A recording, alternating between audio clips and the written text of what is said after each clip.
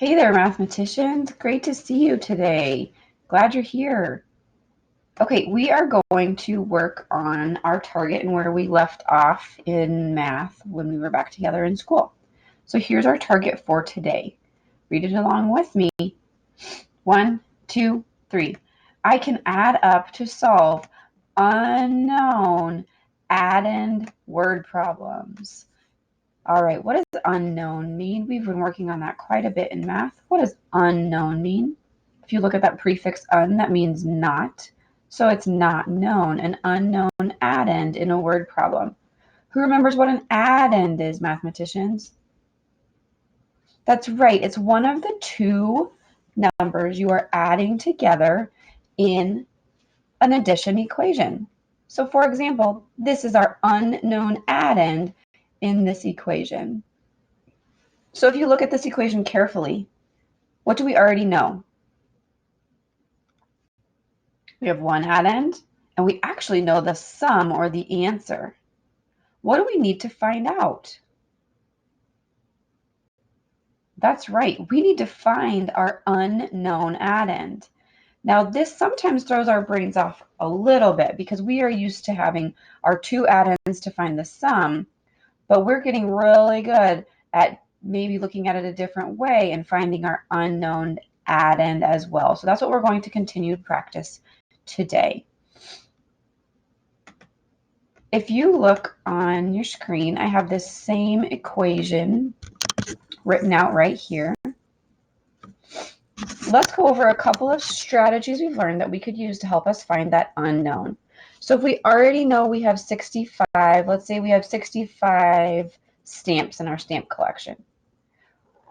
We need to figure out how many are missing because we know we had a total of 165, but we can only see 67 of them right now. So one of my favorite strategies is the number line. And this is one that we've really been trying to practice a lot lately. I know if I start at 67, I can count up so many jumps to land on 165.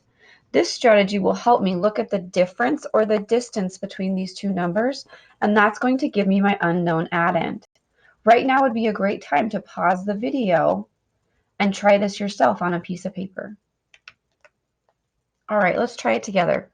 Well, I know I could make a pretty big jump of 40 because I know 6 plus 4 is 10. So if I do 6 tens, that's 60. 4 tens is 40. That's 100. So if I add 60 and 40, I'm going to be close to 100, but I can't take my 7s off. I still have my 7s there. So what will I have if I'm at 67 and I jump up 40? That's right, 107. Okay, I still have quite a ways to go to get to 165. So I'm going to start to get to some friendly numbers to make it really easy on my brain. 107 is only 3 away from 110. Now I feel like I have some really friendly numbers to work with. If I'm at 110 and I add 50 on, what's 50 plus 10? I know I have 100. I'm not touching that 100. 50 plus 10 is 60. That's right. That gets me really close to 165. So if I jump up 50 more, 110 plus 50 more, I'm at 160. How many away is that from 165, mathematicians? That's right. It's only 5 away. So my last step is to add up how many jumps did I make all together. I know 40 plus 50 because 4 plus 5 is 9. So 40 plus 50 is 90. Cross those out so I don't accidentally reuse them. 5 plus 3 is 8. Put these two together. That's right, Mavs. Our missing addend is 98. Way to go, mathematicians. Okay, now let's try a second strategy this morning. Let's try because I know addition and subtraction are opposite and they are related, if I start with 165, if I start with my sum and I take away what I know, I'll be left with what is left. It's similar to the number line. If I start here, take away all of this, then I'm left with this part. Right, mathematicians? So let's expand this out into expanded form strategy that we've also been practicing at school. If you expand this out into the place values, what do you have? 100 plus 60 plus 5. There's a little glare there. If I expand this one out, I don't have any hundreds, so make sure you put those zeros to hold that place. I also have 60, 10, the tens place, and I have 7 ones. All right, mathematicians, what do we do? Can you take 7 away from 5? No, you can't. So you have to come ungroup and break up this 60. I'm going to take a 10 out of here, put it with my 5. And so then I have 50 left because I took a 10 away. Now, mathematicians, that I have 15, can you take 7 ones away? That's right, you can. What's 15 minus 7? Good. Okay, now I go to my tens place. I have 50. Can I take away 60? Nope, so I have to do the same thing I did here. Ungroup that 100. So think about that board of 100 ones all stuck together. Now you're going to break it up into 10 tens. I'm going to put one of those 10s over here in my tens place. And since I took one group of 10 away, that's right, there's 90 left. Now, can you take 60 away from 150? You sure can.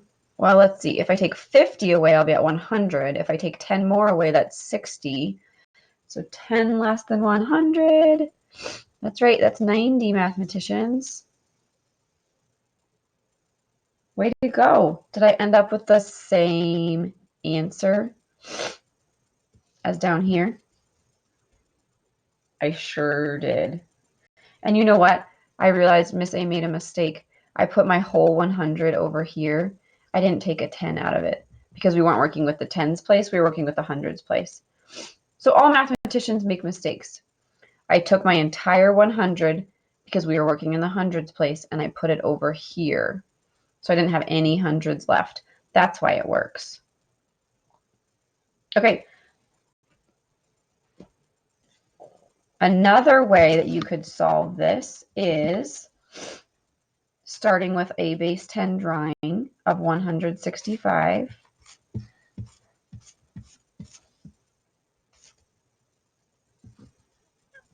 5 ones.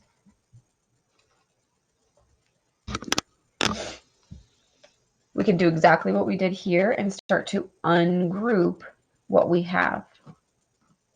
So can I take 7 ones away from 5? Nope. So I have to ungroup this 10 and turn it into 10 ones. 1, 2, 3, 4, 5, 6, 7, 8, 9, 10. Now remember, mathematicians, when you write out your ones, keeping them in groups of 5 helps your brain to easily see those groups of 5 and groups of 10. Now can I take away 7 like we did here? I sure can. 1, 2, 3, 4, 5, 6, 7. How many ones do we have left? I see 5, 6, 7, 8. That's right, mathematicians. All right, now let's work on our tens. We tried to take away 60, but we don't have enough to take away. So we came over to this 100 and broke the whole thing apart. We turned the whole thing into tens. Oops, I don't want to lose my first 10. 1, 2, 3, 4, 5, 6, 7, 8, 9, 10.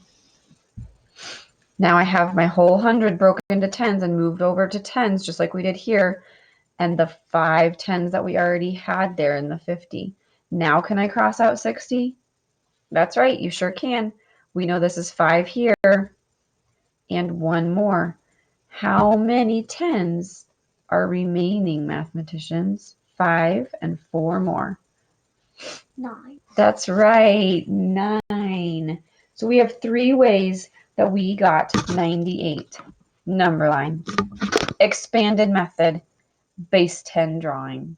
And you might want to start with the base 10 drawing first and then try expanded or number line. Everyone's brain is a little bit different. So you have to do what works best for you. All right, mathematicians, let's look at this word problem carefully and see if we can solve it together. Justin reads 27 comics. Trina reads some comics. In all, they read 86 comics. How many comics does Trina read? Now remember, mathematicians, when we look carefully at a word problem, we want to circle, box, and underline the key information. So as we reread it this time, help me to circle the key numbers, square or box the key words, and underline the question that we're trying to solve. Here we go. Justin reads 27 comics. Great. 27 is one of our numbers that we need. Trina reads some comics. Some seems like a key word, like it might be an unknown for us. In all, ding, ding, ding, ding, ding, ding, ding. What does in all mean, mathematicians? That's right. In all means total. That's going to be our sum or our answer. They read 86 comics. How many comics does Trina read? And here's our question we're trying to figure out. So we know Justin reads some, and we know Trina reads some. We know their total number.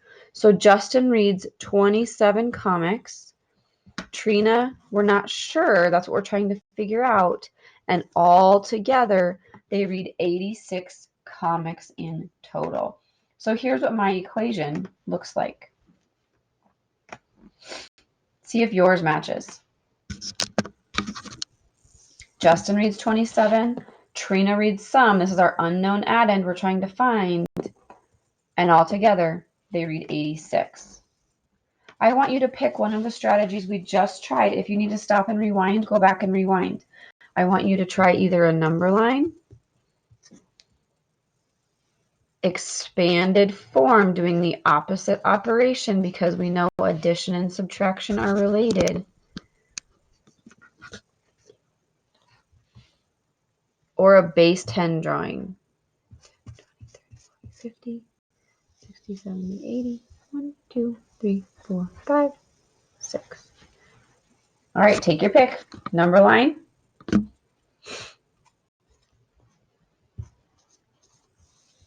Opposite operation, turning it into expanded form over here, or a base 10 drawing, taking away what we do know to find what's missing between the two numbers. Pause the video now and give it a try.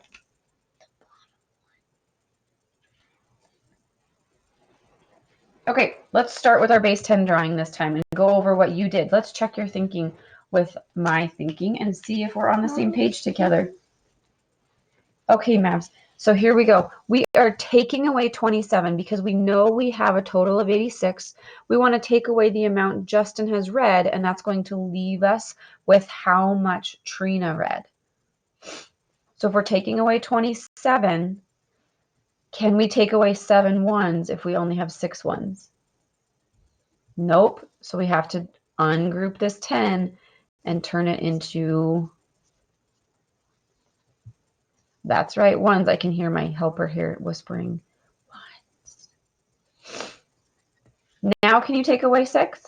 I'm sorry. Now can you take away 7? That's right. 1, 2, 3, 4, 5, 6. We knew it was there. And one more. All right. So how many ones are left? 5, 6, 7, 8, 9. You have 9 ones left. So the number that Trina read, we know there's going to be a 9 in the ones place. Now, can we take away 2 groups of 10? We sure can. 1, 2. How many 10s are left, mathematicians? That's right, 5 10s. How many comics did Trina read, mathematicians? That's right, our unknown is 59. Now you could also check your work by adding this up and making sure this equation is true. 7 plus 9 ones, well, let's see, 7 plus 7 is a double, that's 14, plus 2 more on the 9, 16. 50 plus 20, 70.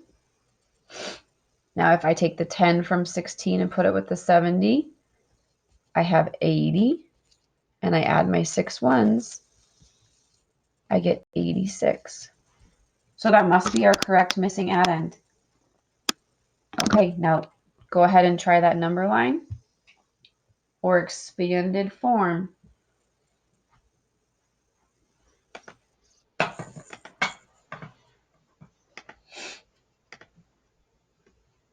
Okay, here's another one that we can try together. If you feel like you are on a roll and you are understanding, you can pause the video and give this one a try without my help. Now, here's the thing that I really want you to practice, mathematicians. I want you to practice showing your thinking in more than one way. So if you're feeling really comfortable with those base 10 drawings, I really want you to challenge yourself to try a number line or an expanded form that shows all your totals for the place values, because the more strategies you have, the more flexible your brain is as a mathematician, and the easier and more fluent these things are as you get into harder and harder equations as you get older. So it's really important that you have more than one way to solve each equation. All right, let's read this one. Maya and Philip draw 73 pictures. Maya draws 38 of the pictures. How many pictures does Philip draw? Let's code the text together. Maya and Philip draw 73 pictures. So because it says Maya and Philip, what's this number going to be? That's right, it's going to be our total or our sum. Maya draws 38 of those total pictures. So what does this tell us? That's right, it's one of our addends. 38.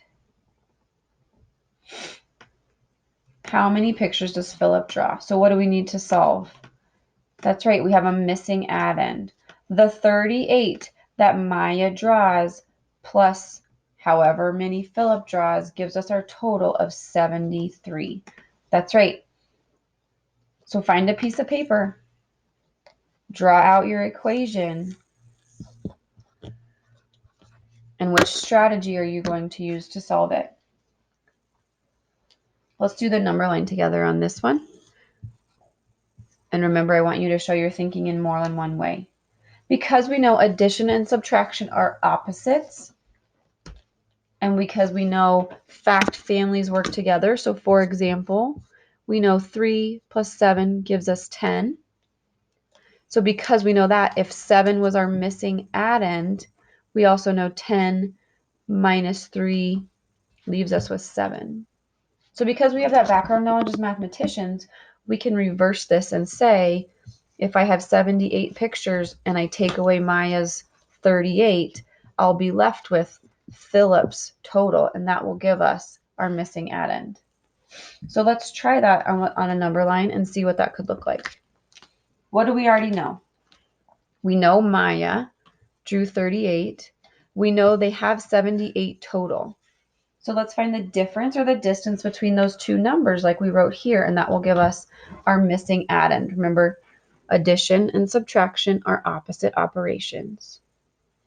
Wow, because these numbers are ending in the same ones, I know that I can just jump by tens to land here. This is going to be great. 38 plus 10 is 48. plus 10, 58, plus 10, 68, plus 10, 78. So how many jumps did I make? 10, 20, 30, 40. That's right. Our missing addend is 40.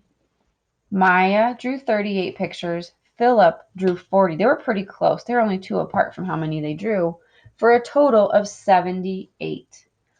Pause the video now, and I want you to try either the expanded form. Give that one a try next. Stretch it out into your 10s and your 1s and give it a go.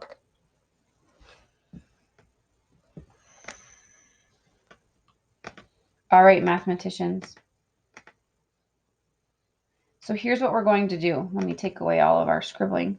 I want you to pause the video now, and if you can see these equations and this work from our practice book at school, I want you to follow through these. Do your best to write out the equation for the missing addend and then solve it in 2 or more ways. Listen closely. Solve it in 2 or more ways.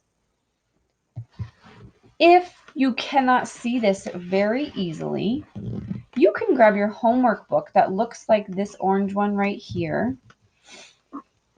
and you can work on pages 123 and 124 in your homework book that you have at home. So whatever works best for you. If you can see these 2 pages over here and read them, that's fantastic.